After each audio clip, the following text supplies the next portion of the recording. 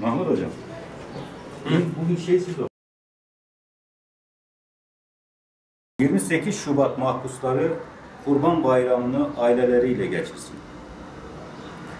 Türkiye siyasi tarihi açısından yeni bir döneme girdiğimiz bu günlerde eski dönemin en önemli sorun alanlarından birisi olan ve etkisi birçok açıdan halen devam eden yargı sorunu ile yargı sorunundan kaynaklanan mağduriyetleri, yani yargı zulmünü dile getirmek olmazsa olmaz bir sorumluluğumuzdur.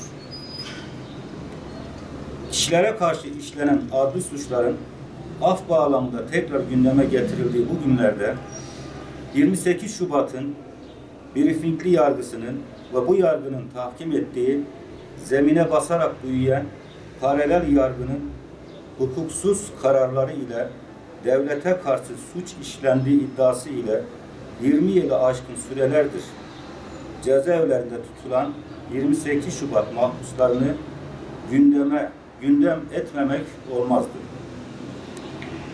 Üzerinden geçen 21 yıla rağmen 28 Şubat'ın çaldığı hayatların hesabının sorulmamış olduğunu, 20 yılı aşan sürelerle cezaevlerinde tutulan 600'e yakın mahpus ve bu mahpusların aileleri için darbenin devam ettiğini unutturmak olmazdı. Beraat etmesi gerekirken bir torba dosyaya dahil edilen en ağır yorumda bile adli nitelikli süreli hapis cezası alması gerekirken siyasi nitelikli müebbet hapis cezası verilen, oynanmış dijital kayıtlarla cezalandırılan, avukatsız ve işkenceli sorgulamalarda imzalatılan sahte ifade tutanaklarına dayanılarak gençlikleri ellerinden alınan, toplumsal zemin oluşturmak adına ev ya da iş yerlerine yerleştirilen sahte delillere dayanarak aşağılık iftiralarla suçluymuş gibi medyanın önüne sürülen 28 Şubat mahpuslarına özgürlük talebiyle bir kez daha buradayız. Cumhurbaşkanının defalarca dillendirdiği, Türkiye Büyük Millet Meclisi'nde de defalarca gündeme gelen bu hukuksuzluğun yeni dönemde ertelenmeden ilk iş olarak çözülmesini ve 28 Şubat mahpuslarının Kurban Bayramı'nı aileleriyle birlikte geçirmelerini bekliyoruz.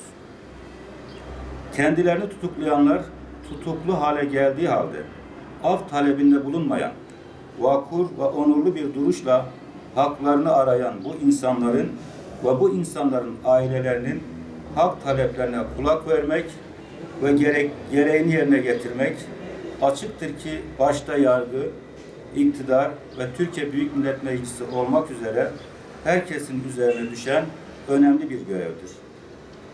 Mazlum der olarak briefingli yargılanmaların kötü mirasını devralan mevcut mahkemeleri iş yoğunluğu bahanesini bir tarafa atarak, gerekirse gecelerini gündüzlerine katarak bu sorunu çözmeye davet ediyoruz. 28 Şubat sürecindeki siyasi yargı kararlarının iptal edilerek 28 Şubat'ın briefingli siyasi yargılanmalarının yok sayılmasını talep ediyoruz. 28 Şubat mahpuslarının hiçbir bahane ya da erteleme olmaksızın derhal serbest bırakılmasını talep ediyoruz.